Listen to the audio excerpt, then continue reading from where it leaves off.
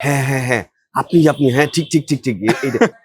আপনার আবৃত্তি শুনে বা আপনার গান শুনে এমন কখনো হয়েছে যে আপনার কেউ প্রেমে পড়ে গিয়েছে, মানে অপ্রত্যাশিত কোনো ঘটনা ঘটেছে, এরকম কি কিছু মনে উম, পড়ে? আমি আসলে এই দিক থেকে খুব আড়ালে, খুব আড়ালে।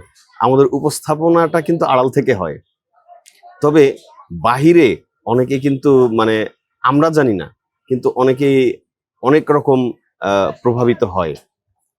তো আপনি জানতে চেয়েছেন যে আবৃত্তি বা উপস্থাপন অপ্রত্যাশিত শুনে কোনো ঘটনা। কেউ প্রেমে পড়ছে কিনা, হ্যাঁ মানে হ্যাঁ আবৃত্তির প্রেমে হ্যাঁ, বা নাসিদের প্রেমে নাসিদের পড়ছে প্রেমে। কিনা। এটা আমার দুইটা ঘটনা মনে পড়ে। একটা হচ্ছে বগুড়াতে টিটু মিলনায়তনের পেছনে একটা মাঠ আছে, ওইখানে এক প্রোগ্রামে আসরের পর উপস্থাপনা করছিলাম। তো আসরের বিরতি দিয়েছিল যখন, তখন আমাদের যে গ্রিন রুম ছিল, শিল্পীরা বসার জন্য যে রুমটা থাকে, ওটার বাইরে বেশ কিছু ভাইয়েরা আসছিল দেখা করার জন্য শিল্পীদের সাথে। বিশেষ করে তারা উপস্থাপক খুঁজতেছে, উপস্থাপকের সাথে দেখা করবে।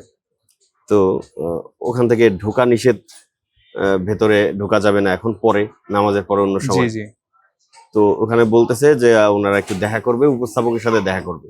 তো এটা আজাদ ভাই শুনতে পেয়েছিল, আজাদ আচ্ছা। ভাই শুনতে পেয়েছিল। তো ওনাদেরকে ঢুকতে দিচ্ছে না, এক পর্যায়ে ওনার ধাক্কাধাক্কি করে ঢুকে গেছে।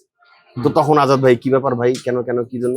বলতেছে যে ভাই, আমরা অনেক রিকোয়েস্ট করতেছি, একটু ভিতরে ঢুকবো, আমরা একটু শিল্পীদের সাথে দেখা করব, একটু উপস্থাপকের সাথে দেখা করবো, যে উপস্থাপনা কে করতেছে। তো আজাদ ভাই এইটা শুনে বললো যে আচ্ছা আচ্ছা আসেন। তো আজাদ ভাই মাঝে মাঝে খুব মজা করতো। তো উনি আসলে এটা শুনে কৌতূহলী হয়ে এসে বলতেছে যে দেখেন, এখানে দেখেন, মানে কাকে পছন্দ হয়, মানে আপনার মানে উপস্থাপনা করতেছে এটা কে, মানে আপনার কাকে মনে হয় যে উপস্থাপনা করতেছে উপস্থাপক। দেখে তো কাউকে মানে বলতে পারতেছে না। এখন আজাদ ভাই বলে দিচ্ছে যে এই লোক উপস্থাপনা করছে। তো ওনারা দেখে বিশ্বাস করতেছে না, আচ্ছা আচ্ছা। ওরা মনে করছে যে আজাদ ভাই মজা করতেছে। পরে বলছে যে না, এই ঠিক আছে। তো এটা একটা জায়গা ভালো লাগা ছিল, মানে স্মরণীয় আছে।